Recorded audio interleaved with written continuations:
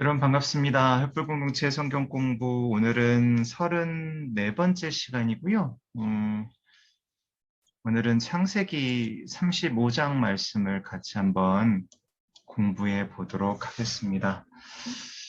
우선은 33강에서 창세기 34장이죠. 야곱과 야곱의 가족들은 위기를 맞게 됩니다. 야곱의 딸이었던 디나가 세겜에게 성추행을 당한 후에 그 여정이 이제 새로 바뀌게 되지요. 지난주에는 우리가 어떻게 하나님과의 약속을 저버리고 자신의 편의에 맞춰서 장소를, 즉 가족들이 살 장소를 정했던 야곱에게 주어진 고난을 우리가 보았고요. 오늘은 그 고난을 통해서 이제 다시 하나님이 처음 야곱에게 계획하셨던 길로 들어서게 되는 것에 대해서 우리 한번 공부해 보도록 하겠습니다. 계속 성경 공부하시면서는 성경 말씀을 먼저 읽으시는 게 굉장히 중요하거든요. 제가 여기서 설명드리는 것만 듣는 것보다는 우선은 말씀 읽으신 다음에 그 다음에 성경 공부에 임하시는 게 도움이 될 것 같습니다. 35장은 다시 야곱이 하나님이 원하시는 길로 들어서는 장면이 등장하게 됩니다. 잘못된 길에 서 있는 가족에게 닥친 시련이 있었고요. 야곱은 이전에 하나님께 베델로 귀환할 것을 서약했습니다. 그리고 하나님께서 자신의 하나님이 되실 것에 대한 부분도 그는 분명히 얘기했습니다. 하지만 그는 베델로 가지 않았고요. 베델로 가지 않은 그 결정의 대가는 참으로 참혹했습니다. 하나님이 정해놓으신 길에서 벗어난 야곱과 그의 가족은 고난을 경험하게 되고 가족이 저지른 죄로 인해 이제 다시 하나님의 길로 들어서게 됩니다. 다시 얘기하면 야곱은 일련에 났던 사건들 때문에 정신을 차리게 됐다라고 보는 것이 맞아 보입니다. 자, 그래서 우리가 한번 창세기 35장을 통해서 이러한 내용들을 좀 고민해 볼 필요가 있습니다. 저와 여러분은 지금 하나님이 걸으라고 하신 그 길을 지금 걷고 있는지에 대해서 여러분들이 스스로 반문하실 필요가 있습니다.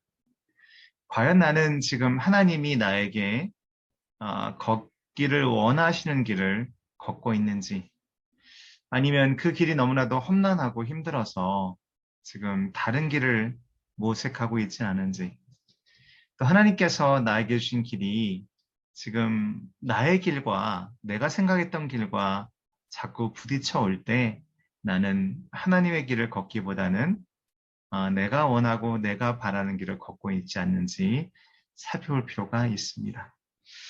여러분의 가족을 다시 하나님의 길로 인도하는 것은 쉬워 보이지 않습니다.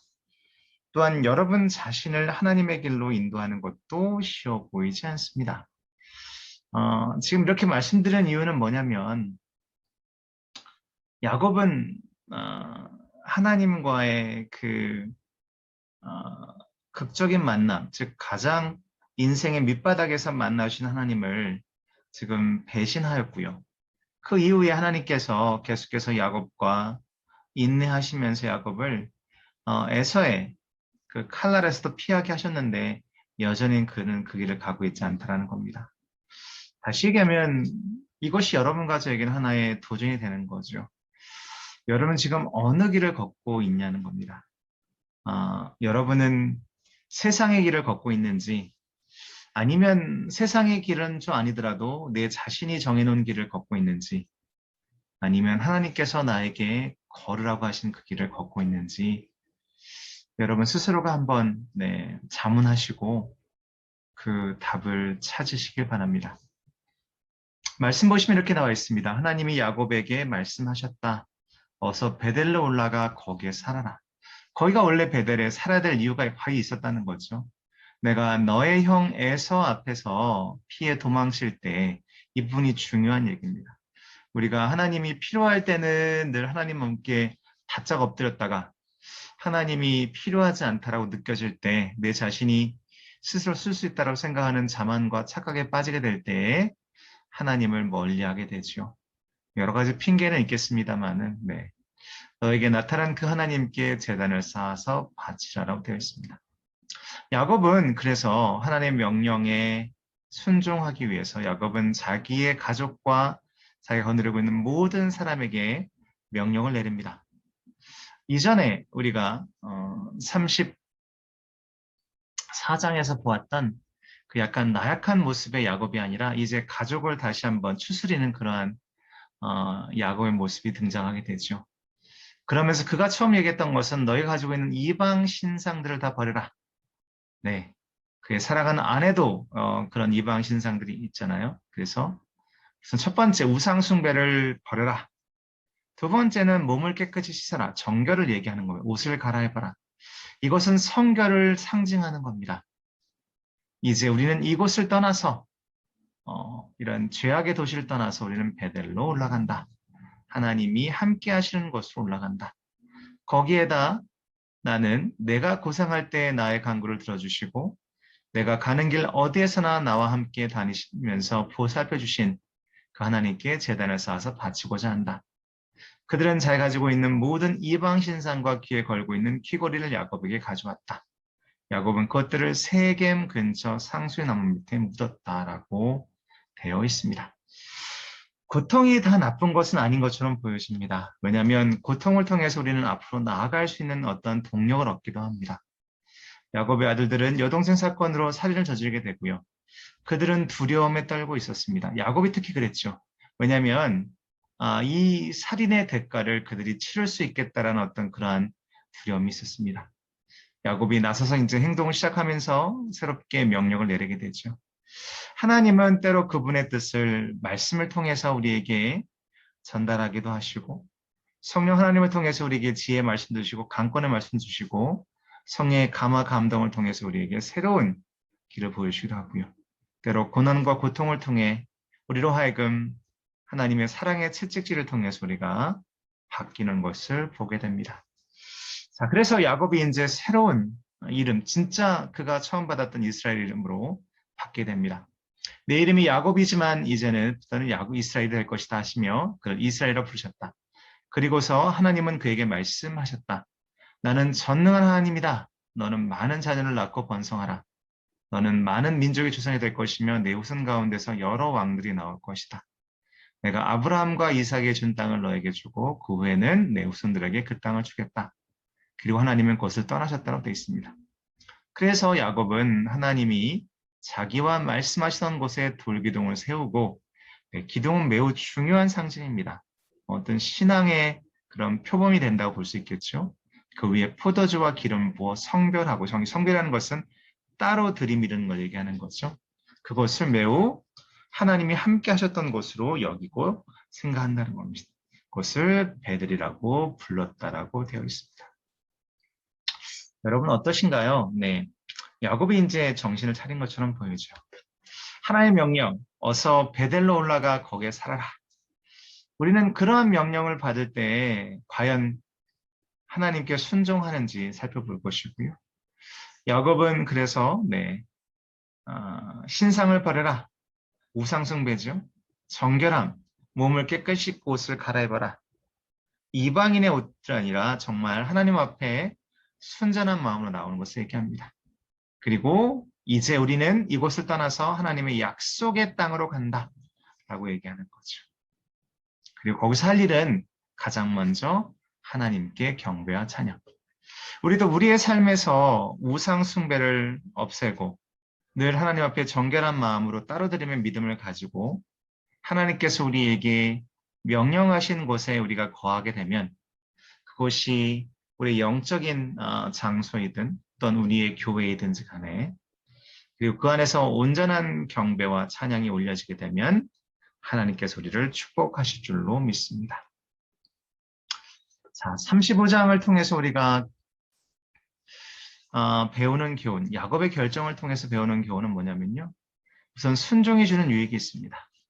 5절 말씀 보시게 되면 그리고서 그들이 그곳을 떠났으나 하나님에 대한 두려움이 그들 주변의 모든 성읍에 엄습함으로 그들을 추격하는 자가 아무도 없었다. 그렇게 잘못을 저질렀음에도 불구하고 아무도 그들에게 해코지를 못했던 것은 바로 하나님이 그들의 보호하심이 됐기 때문에 그렇습니다. 즉 순종이 주는 유익은 바로 하나님께 순종하였더니 하나님께서 그들에게 보호하심과 또한 그들을 지켜주시는 그러한 축복을 줬다는 겁니다. 7절 말씀을 다시 한번 읽어보시면 거기서 야곱은 단을 쌓고 그것을 엘베델이라 불렀다. 즉 그가 형을 피해 도망할 때 하나님이 거기서 그에게 나타나셨기 때문에 얘기하는 거지. 우리는 약속의 장소로 귀환하는 것이 필요합니다. 다시 얘기하면 여기서 약속의 장소가 중요한 것은 내가 하나님의 약속을 기억한다는 것, 하나님의 약속에 나의 삶의 무게를 둔다는 것을 의미하는 거거든요. 그래서 약속의 장소는 결국은 그 가는 과정 자체도 사실은 축복이 될 수 있다는 겁니다. 9절 말씀 보니까 야곱이 메소포타미아에 돌아왔을 때 하나님이 그에게 다시 나타나셔서 뭐라고 되어 있냐면 그를 축복하시고라고 되어 있습니다. 우리가 하나님께 순종하고 다시 우리의 자리로 돌아오게 되면 그것이 우리의 기도의 자리든 또는 우리가 경배하는 자리든 또는 우리의 섬김의 자리든지 간에 하나님께서 우리에게 약속하시고 복 주시겠다 하신 그곳에 우리가 돌아오게 되면 우리는 또다시 하나님의 축복을 경험할 수 있습니다. 사랑하는 우리 성도 여러분, 순종은 항상 우리에게 유익을 가져옵니다. 물론 그것이 당장 나타나지 않을 수 있겠습니다만은 순종하는 자들을, 즉 마음을 겸손히 하는 자들을 하나님께서는 기뻐하시고 그들을 축복하시고 그들과 함께 하십니다. 여러분의 약속의 장소, 여러분의 섬김의 장소, 여러분의 기도의 장소를 다시 한번 기억하시고 하나님과 여러분이 함께 나눴던 그 귀한 서약을 기억하시기 바랍니다. 여러분에게는 또 다른 하나님의 축복 기다리고 여러분들을 통해서 하나님께서 더 큰 일을 이루실 줄로 믿습니다. 다음 주에는 우리가 36장은 건너뛰고요. 37장을 공부하게 되는데 이제 창세기의 후반기에 나와 있는 4명의 인물, 아브라함과 이삭과 야곱, 그 중에 마지막인 바로 요셉을 만나게 됩니다. 구약의 요셉은 신약에서 예수 그리스도를 연상하게 할 만큼 매우 위대한 신앙을 가지고 있는 자였습니다. 자, 요셉의 꿈, 어떤 꿈이 있는지 여러분 대충은 아실 텐데요. 네, 30장 읽어오시면 좀 더 하나님께서 어떻게 요셉을 통해서 또한 하나님이 계획하셨던 커다란 계획을 이루시는지를 우리가 살펴볼 수 있습니다. 자, 우리 다음 주에 뵙고요. 거리두기가 다시 2주가 연장이 돼서 저희는 많이 어려운 가운데 있습니다만은 자, 이번 돌아오는 주일 8일은 저희가 종전처럼 비대면으로 예배가 되어지고요. 15일 날은 저희가 그 한 주간의 우리 그 진행 사정을 봐서 15일 날은 우리가 부분적으로 오셔서 예배드리는 방향을 고민하려고 합니다. 지금 새롭게 저희가 모든 게 다 바뀌어서요. 이번 주 주일날은 저희가 카카오 TV가 아니라 유튜브 실시간 스트리밍을 하게 되기 때문에 전에 우리가 지금 성경 공부하시는 것처럼 저희가 유튜브 주소를 드릴 거고요. 거기를 클릭하시면 바로 들어오셔서 실시간 예배를 드리실 수가 있습니다. 카카오 TV보다 훨씬 더 발전된 그러한 부분이 있기 때문에 여러분들 같이 동참해 주시고 같이 기도해 주시기 부탁드립니다. 특별히 우리 한상현 우리 집사님을 위해서 기도해 주시기 부탁드립니다. 갑상선 때문에 지금 수술을 앞두고 있습니다. 여러분께서 같이 기도해 주시고 또 우리 여러 기도 제목들 함께 여러분들이 기도해 주시면 큰 힘이 될 것 같습니다. 여러분 축복합니다. 사랑합니다. 우리 우선은 아쉽지만 비대면으로 만나고요. 또 하나님 은혜 가운데 또 만날 날을 기대하겠습니다. 고맙습니다.